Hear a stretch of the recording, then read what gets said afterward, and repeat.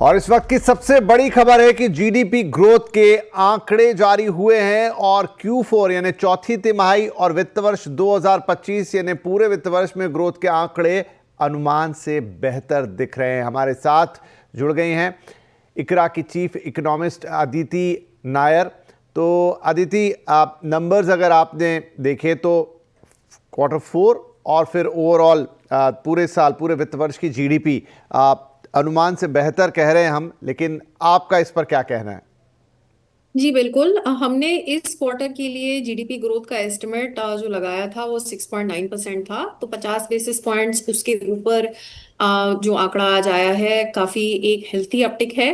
और साथ ही साथ जो जीवीए का आंकड़ा आया है वो भी हमारे प्रोजेक्शन से 50 बेसिस पॉइंट्स ऊपर है। तो ओवरऑल ये तो एक अच्छा मोमेंटम हम बोल सकते हैं।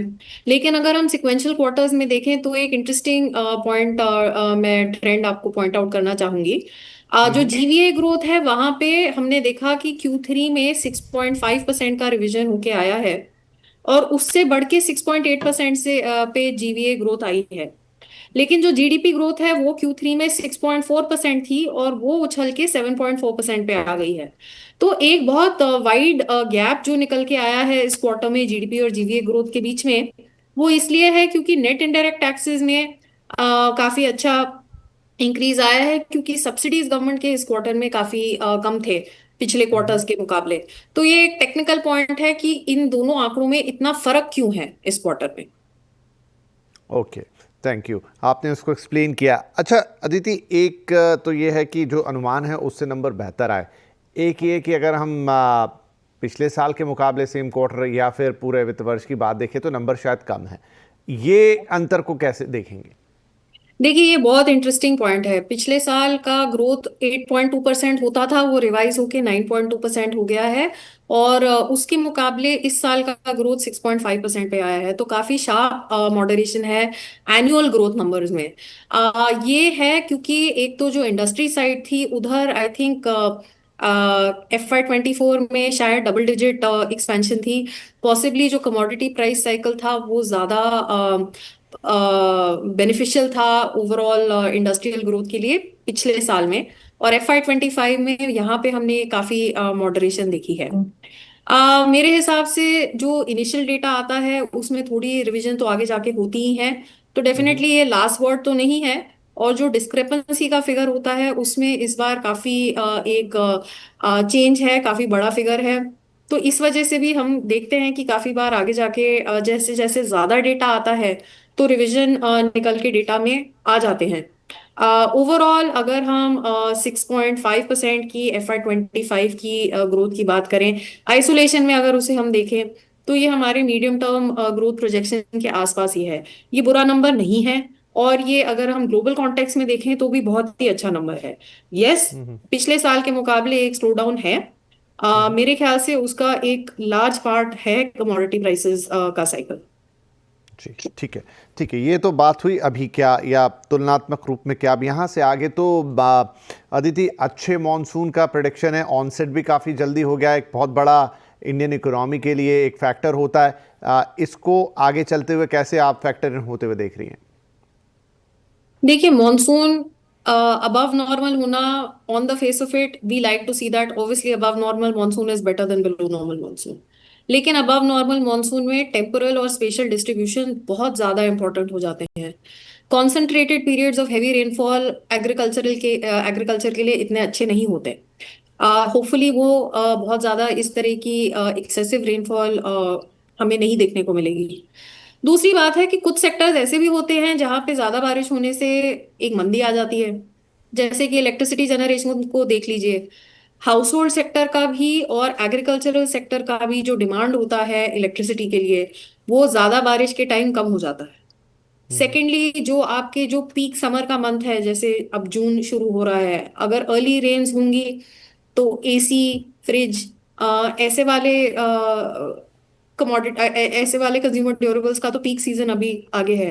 तो वहां पे भी अब थोड़ी मंदी तो होगी, थोड़ा तो डेफर होंगे लोगों के स्पेंडिंग डिसीजंस। तो अबव नॉर्मल मॉनसून जैसे मैंने कहा, बिलो नॉर्मल से तो ऑब्वियसली इट इज वेलकम। लेकिन ऐसा नहीं है कि उसका यूनिवर्सली पॉजिटिव इम्पैक्ट हमें जीडीपी ग्रोथ पे मिलेगा। कुछ सेक्टर्स में हमें थोड़ा सा नेगेटिव इम्पैक्ट भी मिल सकता है। Right, my last question Aditi, going forward यहाँ से अभी भी क्योंकि चीज़ें चाहे ग्लोबली देख लीजिए या in terms of country wise भी, मॉनसून एक बात हो गई लेकिन और भी सारे चैलेंजेस हैं, आगे चलते हुए कैसी ग्रोथ आप देख रही हैं 1-2 क्वार्टर अगर हम बात करें? देखिए, अभी क्वार्टरली ग्रोथ के आंकड़े दे पाना थोड़ा मुश्किल है, क्योंकि बहुत ही ज्यादा अनसर्टेनिटीज सामने आ रही हैं। कभी ग्लोबल इकोनॉमी की वजह से, टैरिफ्स की वजह से, जियोपॉलिटिक्स की वजह से, अब कोविड की भी कुछ रिसर्जेंस हो रही है। तो थोड़ा सा ना क्वार्टरली ग्रोथ पे अभी बहुत ज्यादा फोकस मुझे लगता है, it's too early. Similarly expectation तो यही है कि इस साल गवर्नमेंट स्पेंडिंग जल्दी किक ऑफ होगी। उसका भी अभी हमें डेटा थोड़ा देखने को जैसे जैसे आएगा, तो we will be able to build it into our forecasts. Overall for the year FY26 हमारा अनुमान है कि ग्रोथ 6.2% पे आएगी, पिछले साल के 6.5% से हल्की सी धीमी। और इसमें एक मेन फैक्टर ये है कि जिस तरह से हमने अनसर्टेनिटी देखी है टैरिफ्स की वजह से, उससे मुझे लगता है कि जो इन्वेस्टमेंट प्लान्स हैं कॉर्पोरेट्स के, उनमें तो थोड़ा डिले होगा ही होगा। और इस वजह से हमारा अभी भी एक्सपेक्टेशन बेसलाइन यही है कि 6.2% ग्रोथ शायद ज्यादा लाइटली लग रही है FY26 के लिए। Okay, thank you very much Aditi, ये सारी डिटेल में बातचीत करने के लिए और ये पूरा इकोनॉमिक्स हमें समझाने के लिए थैंक यू। तो जीडीपी नंबर्स और अभी के लिए बेहतर, आगे थोड़े हेडविंड्स हैं जैसा अदिति बता रही है। अनसर्टेनिटी एक बड़ा फैक्टर होगा जिसमें आगे ग्रोथ पर दबाव बनता हुआ दिखेगा। एक अनुमान भी उन्होंने दिया 6.2% का, लेकिन लेट्स सी चीज़ें कैसे यहाँ से बदलती हैं। लेकिन फिलहाल इस क्वार्टर का और मतलब Q4 का और इस साल का जो नंबर आया ओवरऑल वो अनुमान से बेहतर कहा जा सकता है, अनुमान के आसपास और उससे बेहतर। चलिए अगली खबरों पर बढ़ते हैं। गोल्ड लोन देने वाली कंपनियों को बड़ी राहत मिलने वाली है। वित्त मंत्रालय ने रिजर्व बैंक से कहा है कि वो प्रस्तावित गाइडलाइंस की शर्तों को थोड़ा नरम करे। डिटेल्स के साथ है हमारे सहयोगी लक्ष्मण रॉय। जी लक्ष्मण, तो क्या किस तरह की राहत देखने को मिल सकती है? देखिए, दरअसल रिजर्व बैंक ने 2 महीने पहले एक ड्राफ्ट गाइडलाइन जारी की थी जिसमें गोल्ड लोन देने की शर्तों को कठोर करने का प्रस्ताव रखा था। अब वित्त मंत्रालय ने रिजर्व बैंक को नसीहत दी है कि ये जो कठोर करने का प्रस्ताव है, उस प्रस्ताव में आप दरअसल ढील दीजिए। जो आपने ड्राफ्ट गाइडलाइन दी है उसमें रियायत दीजिए, और रियायत इस तरीके से दीजिए कि गोल्ड लोन लेने वाले जो छोटे छोटे लोग हैं उनको दिक्कत ना हो, ये सुनिश्चित करिए। और साफ तौर से भी कहा है कि 2 लाख रुपए तक का गोल्ड लोन कोई लेता है तो उसको इस नई गाइडलाइन के दायरे से बाहर रखिए। और दूसरी जो महत्वपूर्ण बात कही गई है कि तत्काल इसको लागू मत करिए, कम से कम पर्याप्त समय दीजिए और 1 जनवरी 2026 से पहले इसको लागू मत करिए। ये इसलिए रिजर्व बैंक को कहना पड़ा वित्त मंत्रालय की तरफ से, क्योंकि रिजर्व बैंक ने यह कहा था कि लोन टू वैल्यू रेशियो जो है उसको 85% से घटाकर 75% का करने का प्रस्ताव रखा था। गोल्ड लोन को रिन्यू करने का, टॉपअप करने की शर्तों को कठोर करने का प्रस्ताव रखा था। ऐसा माना जा रहा था कि इनको अगर लागू किया गया तो गोल्ड लोन लेने वालों काफी ज्यादा दिक्कतें होंगी। यही वजह है कि रिजर्व बैंक को सिफारिश की वित्त मंत्रालय ने। जी लक्ष्मण, बहुत शुक्रिया इस खबर के लिए। जून सीरीज के पहले दिन आज बाजार में दायरे में कारोबार देखने को मिला। निफ्टी सेंसेक्स गिरावट के साथ बंद हुए। सेंसेक्स 182 पॉइंट गिरकर 81,451 पर, तो निफ्टी 83 पॉइंट गिरकर 24,751 पर बंद हुआ। मिड कैप और स्मॉल कैप इंडेक्स की आज फ्लैट क्लोजिंग देखने को मिली। आज सबसे ज़्यादा तेजी पीएसयू बैंक शेयरों में रही। पीएसयू बैंक इंडेक्स करीब 3% की बढ़त पर बंद हुए हैं। डिटेल्स के साथ हैं कंचन नौटियाल। तो कंचन, आज हफ्ते का आखिरी दिन था, ओवरऑल मार्केट कैसा रहा और साथ ही में कहाँ परफॉर्मेंस आती हुई दिखी? तो डेफिनेटली इस पूरे हफ्ते की बात करी जाए तो मार्केट में हमें एक रेंज बाउंड मोमेंटम देखने को मिला है। लेकिन आज अच्छी बात यह है कि जो पीएसयू बैंक है उसने इस साल की रिकॉर्ड क्लोजिंग के साथ आज क्लोजिंग की है। इस टाइम पे देखिए स्टॉक स्पेसिफिक एक्शन किस तरीके का रहा है। सबसे पहले बात करते हैं निफ्टी के बढ़ने वाले शेयर्स की। सबसे अच्छा परफॉर्मेंस आज हमें इटर्नल में देखने को मिला है। करीबन 5% का इजाफा क्लोजिंग होते होते काफी हाई वॉल्यूम्स यहाँ पे देखने को मिले। HDFC बैंक करीबन 1% की बढ़त के साथ बंद हुआ है। SBI में अच्छे मूव्स देखने को मिला है। इनफैक्ट पीएसयू क्योंकि जितने भी शेयर्स हैं वहां पे अच्छी खासी खरीदारी देखी गई है। SBI करीबन 2% की बढ़त के साथ और लार्सन एंड टूब्रो में भी करीब करीब 1% का इजाफा आया है। न्यूज बेस्ड यहाँ पे जो चीजें थी उसका रिफ्लेक्शन सीधा सीधा देखने को मिला है। लेकिन IT पैक में आज एक हमें प्रेशर बाउंड अप होता हुआ दिखाई दिया है।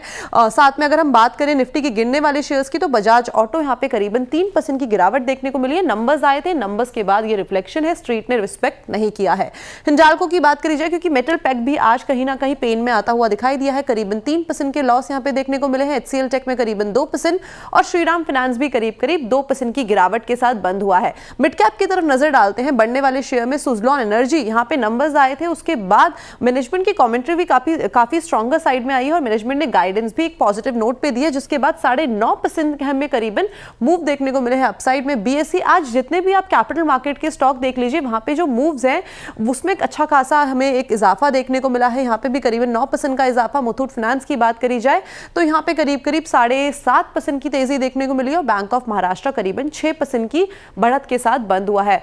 इसके अलावा अगर बात करें गिरने वाले शेयर की तो मजगांव के जो नंबर्स आए थे वहां पे हमें काफी ज्यादा कंप्रेशन देखने को मिला है। हायर एक्सपेंसेस के चलते कंपनी का जो प्रॉफिट है करीबन 51% तक इस क्वार्टर में हमें गिरता हुआ नजर आया है। SGA विन भी नंबर्स यहाँ पे काफी खराब थे क्योंकि जो कंपनी के प्रोविजंस हैं वो काफी बड़े हैं, एक्सपेंसेस बड़े हैं और कंपनी इस टाइम पे जो है वो प्रॉफिट से लॉस में आती हुई नजर आई है। ओला इलेक्ट्रिक की बात करी जाए तो यहाँ पे भी नतीजों का हमें सीधा सीधा असर देखने को मिला है। कंपनी का मार्केट शेयर खो रहा है। कंपनी लगातार 4th कॉन्जिक्यूटिव क्वार्टर से हमें घाटे में आती हुई दिखाई दे रही है। इनफैक्ट अगर पतंजलि फूड्स की बात करी जाए तो यहाँ पे भी 4% की कमजोरी दिखाई दी है।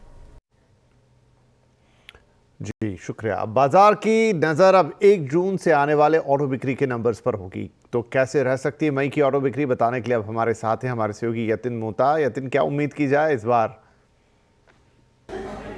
मई के ऑटो सेल्स की बात करें तो क्लियरली यहाँ प्रेशर थोड़ा बहुत कमर्शियल व्हीकल्स और 2 व्हीलर स्पेस में बनता हुआ आपको देखने को मिलना चाहिए। हालांकि अच्छे नंबर्स आप एक्सपेक्ट कीजिए रॉयल एनफील्ड के as well as Mahindra and Mahindra automotive segment के।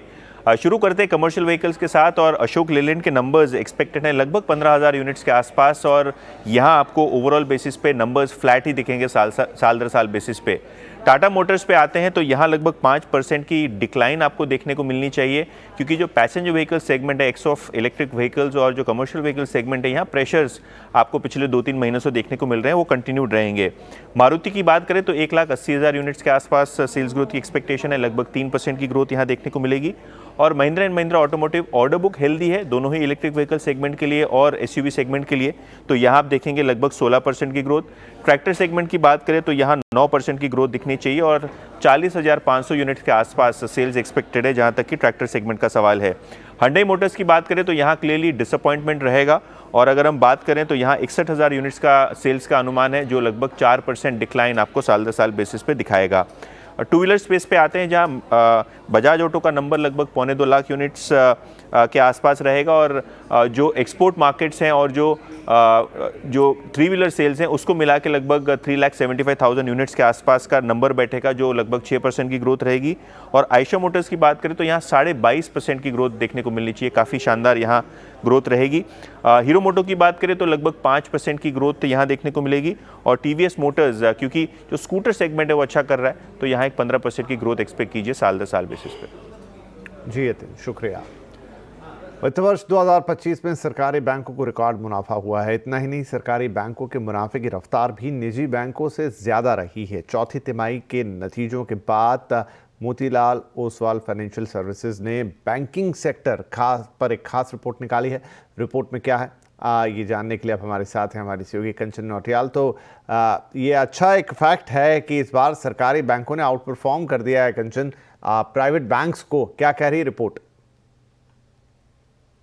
जी गुड आफ्टरनून। जैसे कि आपने भी मेंशन किया कि डेफिनेटली जो सरकारी बैंक है वहाँ पे जो हमें तेज़ी है अच्छी खासी आती हुई दिखाई दी। अब सबसे पहले ऑल ओवर बैंकिंग को समझे तो जहाँ पे हमें प्रॉफिट्स देखने को मिले काफ़ी ज़ोरों शोरों से देखने को मिले हैं। इन टोटल अगर बात करी जाए फिस्कल ईयर की तो यहाँ पे रिकॉर्ड प्रॉफिट भी हमें आता हुआ दिखाई दिया है। पब्लिक सेक्टर बैंक की बात करी जाए तो अप्रॉक्सीमेटली 1.3 लाख करोड़ का यहाँ पे हमें प्रॉफिट आता हुआ दिखाई दिया, यानी कि साल दर साल यहाँ पे हमें करीब 26% की बढ़त आती हुई दिखाई दी है। वहीं अगर प्राइवेट बैंक की बात करें करें तो यहाँ पे जो प्रॉफिट है वो भी अच्छा खासा जंप होता हुआ दिखाई दिया है, करीबन 7% का यहाँ पे हमें एक इजाफा देखने को मिला है। अब देखिए, पहले हम देखते थे कि जो प्राइवेट बैंक है और जो पब्लिक बैंक है वहाँ पे जो गैप था वो काफ़ी ज़्यादा था, लेकिन अब वो जो गैप है पब्लिक सेक्टर और प्राइवेट सेक्टर के बीच में वो सिग्निफिकेंटली हमें नैरो होता हुआ भी दिखाई दे रहा है। अब नैरो तो हो रहा है, लेकिन इसके पीछे के ये सुधार के पीछे के कई सारे रीजन है। सबसे पहला रीजन है कि जो बैंक की एसेट क्वालिटी है वो काफ़ी अच्छी तरीके से हमें सुधरती हुई दिखाई दी है, जो खराब लोन्स है वो भी हमें कम होते हुए दिखाई दिए हैं, प्रोविजंस भी हमें लोअर साइड में जाते हुए दिखाई दिए हैं।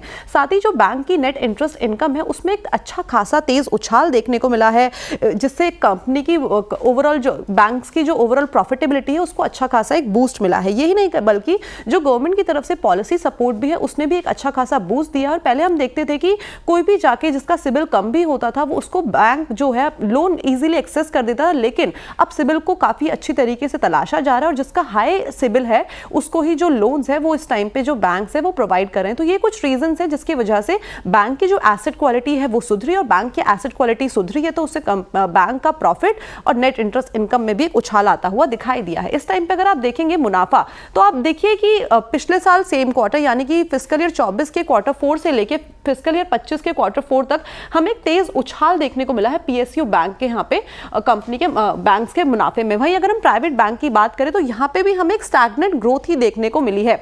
तो इन कंपेयर पीएसयू बैंक ने यहाँ पे एक अच्छा खासा परफॉर्मेंस दिया है। यही नहीं बल्कि इस टाइम पे हम बैंक्स की नेट इंटरेस्ट इनकम भी देखेंगे तो वहां पे भी एक तेज उछाल आता हुआ दिखाई दिया है। YoY बेसिस पे भी ये जो उछाल है काफी बड़ा आता हुआ दिखाई दिया है पीएसयू बैंक में, करीब 2.5% का, और अगर हम प्राइवेट बैंक की बात करें तो करीब 5% का उछाल यहाँ पे देखने को मिला है। अब इसके बाद हम बात कर लेते हैं कि जो नॉन परफॉर्मिंग एसेट है बैंक के वो किस तरीके से रिड्यूस हुए हैं। आप देखेंगे कि आपको क्लियरली यहाँ पे दिख रहा होगा पीएसयू बैंक जो फिस्कल ईयर 21 के क्वार्टर 4 में जो नॉन परफॉर्मिंग एसेट है वो 2.97 पे थे, वो रिड्यूस होते होते 0.5% पे आ गए हैं, यानी कि ड्रास्टिकली हमें एक अच्छी खासी इंप्रूवमेंट देखने को मिली। तो ये कुछ रीजंस है जिसकी वजह से पीएसयू इस टाइम पे बादशाह है। जी शुक्रिया कंचन। कार कंपनियां अब ड्राइवरलेस कार का ट्रायल आसानी से कर पाएंगी। सूत्रों के मुताबिक सचिवों के समूह ने ट्राई की टेराहर्ट्ज स्पेक्ट्रम की सिफारिशों को मंजूरी दे दी है। टेराहर्ट्ज स्पेक्ट्रम के इस्तेमाल से क्या फायदा होगा, क्या होता है, ये इनफैक्ट बता रहे हैं हमारे संवाददाता असीम मनचंदा। टेलीकॉम रेगुलेटर ट्राई ने पिछले साल अगस्त में टेराहर्ट्ज स्पेक्ट्रम को लेकर के अपनी सिफारिशें जारी की थी। ट्राई ने कहा था कि स्पेक्ट्रम को डी लाइसेंस कर दिया जाए और कंपनियों को एक्सपेरिमेंटल बेसिस के ऊपर ये स्पेक्ट्रम दिया जाए। ट्राई ने यह भी कहा था कि कंपनियों से मात्र 1000 रुपए की फीस ली जाए और कंपनियां इसका इस्तेमाल 5 साल के लिए कर सके। जो हमें सूत्र बता रहे हैं कि जो डिजिटल कम्युनिकेशन कमीशन है उसने ट्राई की इन सिफारिशों को हरी झंडी दे दी है। जल्द ही दूरसंचार विभाग इसको लेकर के गाइडलाइन जारी करेगा और इस स्पेक्ट्रम को डी लाइसेंस कर देगा। अगर मैं स्पेक्ट्रम के इस्तेमाल की बात करूं तो सबसे ज्यादा इसका इस्तेमाल ऑटोमेटिव रडार सिस्टम के लिए हो सकता है, यानी इसका इस्तेमाल जो ड्राइवरलेस कार है उसके लिए किया जा सकता है। जो भी कंपनियां चाहती हैं भारत के अंदर ड्राइवरलेस कार का एक्सपेरिमेंट करना चाहती है वो इस स्पेक्ट्रम को लेकर के अपना एक्सपेरिमेंट की शुरुआत कर सकती है। अगले 5 साल तक के लिए उनको स्पेक्ट्रम जो है दिया जाएगा। इसके साथ साथ स्पेक्ट्रम का इस्तेमाल रोबोटिक और खासतौर पर जो 6G टेक्नोलॉजी आ रही है उसके अंदर भी एक्सपेरिमेंट करने के लिए होगा। तो अब जो डिजिटल कम्युनिकेशन की सिफारिशों की मंजूरी मिलने के बाद जल्दी सरकारी स्पेक्ट्रम को भी डी लाइसेंस करने की तैयारी कर रही है। जी शुक्रिया आसीम। फसाई ने फूड कंपनियों को 100% शुद्ध और 100% फ्रूट जूस जैसे भ्रामक दावों से परहेज करने की सख्त हिदायत दी है। क्या है पूरा मामला, बता रहे हैं हमारे सहयोगी रोहन सिंह। जी, फूड पैकेट्स पे अक्सर आपको एक टर्म लिखा हुआ मिलता होगा 100% फ्रूट, 100% रियल जूस, 100% प्योर या 100% नेचुरल। इस तरह के टर्म्स का इस्तेमाल अक्सर कंपनियां करती है अपने प्रोडक्ट के ऊपर, लेकिन अब फूड रेगुलेटर FSSAI ने कहा है कि ऐसा करना गलत है, ये नियमों के खिलाफ है और ये मिसलीडिंग एडवर्टीजमेंट का मामला बन सकता है। FSSAI के मुताबिक जो फूड सेफ्टी एक्ट है उसमें कहीं भी ये प्रावधान नहीं है कि आप 100% शब्द का इस्तेमाल कर सकते हैं, और अगर आप ऐसा करते हैं तो आप आपको उसका साइंटिफिक एविडेंस देना पड़ेगा। अगर आप नहीं देते हैं तो ये आपके खिलाफ कार्रवाई हो सकती है मिसलीडिंग एडवर्टीजमेंट के अंदर। इसमें बैकग्राउंड में आपको बता दूं कि एक मामला चल रहा है जिसमें कि डाबर का जो रियल फ्रूट जूस है उसको लेकर दिल्ली हाईकोर्ट में FSSAI ने उसको काउंटर क्लेम किया है, उस पर कहा है कि ये एक मिसलीडिंग एडवर्टीजमेंट का मामला है। लेकिन आज जो गाइडलाइंस दिए गए हैं उसमें तमाम किसी भी तरह के प्रोडक्ट हो, सिर्फ फ्रूट जूस नहीं, कोई भी और, चाहे वो बेकरी के प्रोडक्ट्स हो, किसी भी और तरह के प्रोडक्ट्स हो, उसमें अगर 100% शब्द का इस्तेमाल किया जाता है तो वो गलत है।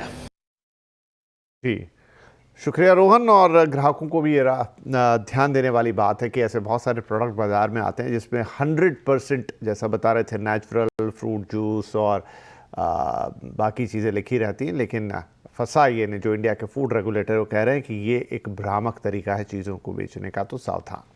आगे बढ़ते हैं। नीट PG 2025 की परीक्षा एक ही शिफ्ट के अंदर होगी। सुप्रीम कोर्ट ने नेशनल बोर्ड ऑफ एग्जामिनेशन को इसकी तैयारी करने के निर्देश दिए हैं।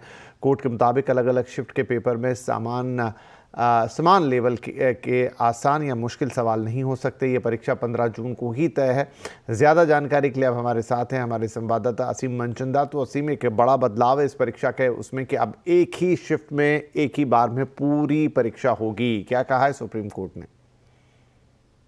अभी नेशनल एग्जामिनेशन बोर्ड 2 शिफ्टों के अंदर नीट PG की परीक्षा कराता है। इसको लेकर के सुप्रीम कोर्ट में एक याचिका दायर की गई थी। सुप्रीम कोर्ट में कहा गया था कि 2 शिफ्टों के अंदर गड़बड़ी और मनमानी होने की आशंका रहती है, तो इसको एक शिफ्ट के अंदर ही कराया जाए। खासतौर पर ये भी पता नहीं चलता कि कौन सी शिफ्ट के अंदर आसान पेपर आया और कौन सी शिफ्ट के अंदर जो मुश्किल पेपर आया, तो इससे जो रैंकिंग है छात्रों की वो प्रभावित होती है। तो सुप्रीम कोर्ट ने इस याचिका को मंजूरी दे दी और सुप्रीम कोर्ट ने जो नेशनल एग्जामिनेशन बोर्ड है उसको निर्देश दिए कि आप एक शिफ्ट के अंदर इस परीक्षा को अब आगे से कंडक्ट कराएगा। ये भी बता दूं कि 15 जून को इसकी परीक्षा होने वाली थी। हालांकि अभी जो एग्जामिनेशन बोर्ड था उसने कहा कि इसके लिए करवा पाना काफी मुश्किल है, अभी तक सेंटरों का जो चयन है वो भी नहीं किया गया। लेकिन सुप्रीम कोर्ट ने निर्देश दिए कि अभी 2 हफ्ते का वक्त है, आप सेंटरों का चयन कर सकते हैं और इस एग्जाम को अब एक शिफ्ट के अंदर ही कराइए। तो अब ये एग्जाम एक शिफ्ट के अंदर ही होगा।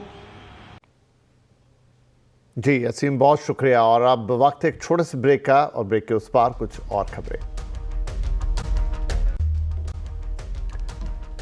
वेलकम बैक, आप देख रहे हैं आवाज समाचार और अब कुछ और खबरें। प्रधानमंत्री नरेंद्र मोदी ने बिहार विधानसभा चुनाव 2025 का एजेंडा तय कर दिया है। विक्रमगंज की जनसभा में पीएम मोदी ने मुख्यमंत्री नीतीश कुमार ने एक बार फिर बारी बारी से आरजेडी सुप्रीमो लालू यादव और उनकी पत्नी राबड़ी देवी की सरकार को घेरा। पीएम मोदी ने जहां लालू फैमिली के घोटालों पर विशेष जोर दिया, तो नीतीश कुमार ने पति पत्नी की सरकार में बिहार में कोई काम न होने की बातों को प्रमुखता के साथ रखा। प्रधानमंत्री ने 50,000 करोड़ की योजनाओं का शिलान्यास और उद्घाटन भी किया। प्रधानमंत्री ने लालू यादव का नाम लिए बिना कहा कि जिनके ऊपर बिहार को आगे ले जाने की जिम्मेदारी थी, उन्होंने रेलवे में भर्ती के नाम पर आपकी जमीन लूटने का काम किया, गरीबों की जमीन अपने नाम लिखवाई। हम पुरानी समस्याओं को भी दूर कर रहे हैं और रेलवे का आधुनिकीकरण भी कर रहे हैं। भाइयों बहनों, ये काम पहले भी हो सकते थे, लेकिन जिनके ऊपर बिहार को आधुनिक ट्रेनें देने की जिम्मेदारी थी, उन्होंने रेलवे में भर्ती के नाम पर आपकी जमीन लूटने का काम किया, गरीबों की जमीन लिखवा ली।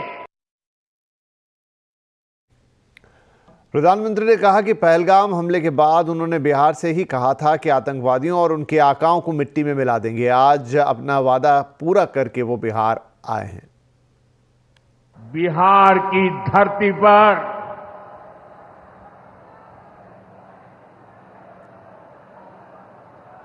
आंख में आंख मिलाकर हमने कह दिया था,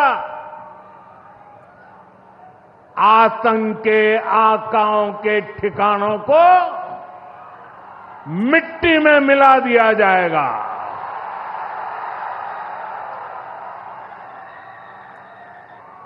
बिहार की धरती पर मैंने कहा था, उन्हें कल्पना से भी बड़ी सजा होगी। आज जब मैं बिहार आया हूं तो अपने वचन पूरा करने के बाद आया हूं। रक्षा मंत्री राजनाथ सिंह ने आज गोवा में आईएनएस विक्रांत पर ऑपरेशन सिंदूर के जश्न में वो शामिल हुए। राजनाथ सिंह ने कहा कि हमारी नेवी का मनोबल समुद्र से ज्यादा गहरा और विशाल है। राजनाथ सिंह ने यह भी कहा कि ऑपरेशन सिंदूर में नेवी का पूरा इस्तेमाल करने की नौबत नहीं आई। अगर नेवी अपनी ताकत दिखाती तो पाकिस्तान के 4 टुकड़े हो जाते। रक्षा मंत्री ने आईएनएस विक्रांत से पाकिस्तान को 2 टूक संदेश दिया। राजनाथ सिंह ने कहा कि पाकिस्तान अगर अपने नागरिकों की सुरक्षा और समृद्धि चाहता है तो वो आतंकवाद को संरक्षण देना बंद करे और हाफिज सईद और मसूद अजहर जैसे आतंकवादियों को भारत को सौंप दे। भारत आतंकवादियों के खिलाफ सरहद और समंदर के इस पार और उस पार दोनों तरफ हर तरह का ऑपरेशन चलाने के लिए पूरी तरह से स्वतंत्र है। आतंकवाद के खिलाफ अपने नागरिकों की सुरक्षा करने के अधिकार को आज पूरी दुनिया अच्छी तरह से एक्नॉलेज कर रही है। इस काम को करने से आज भारत को दुनिया की कोई ताकत रोक नहीं सकती। पाकिस्तान के हक में यही बात होगी कि वह अपनी जमीन पर चल रही आतंकवाद की नर्सरी को अपने हाथों से उखाड़ देंगे। इसकी शुरुआत उसे हाफिज सईद और मसूद अजहर जैसे आतंकवादियों को भारत के हाथों में सौंपने से करनी चाहिए। एनडीए यानी नेशनल डिफेंस एकेडमी में एक नया इतिहास बना है। पुणे के खड़गवासला में 148वीं पासिंग आउट परेड में पहली बार महिला कैडेट्स भी शान से चलती हुई नजर आई। जो यहाँ एनडीए के इतिहास में पहली बार है जब 17 महिला कैडेट्स 300 से ज़्यादा पुरुषों के साथ एनडीए में पासिंग आउट परेड में शामिल हुई हैं। ये सभी इंडियन आर्मी, नेवी और एयरफोर्स को ज्वाइन करेंगी।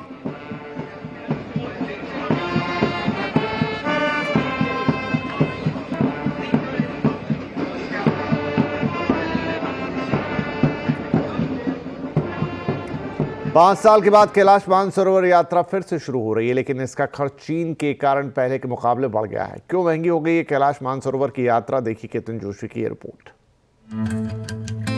प्रणव भाई त्रिवेदी और उनकी पत्नी का सालों से कैलाश मानसरोवर की यात्रा करने का सपना था।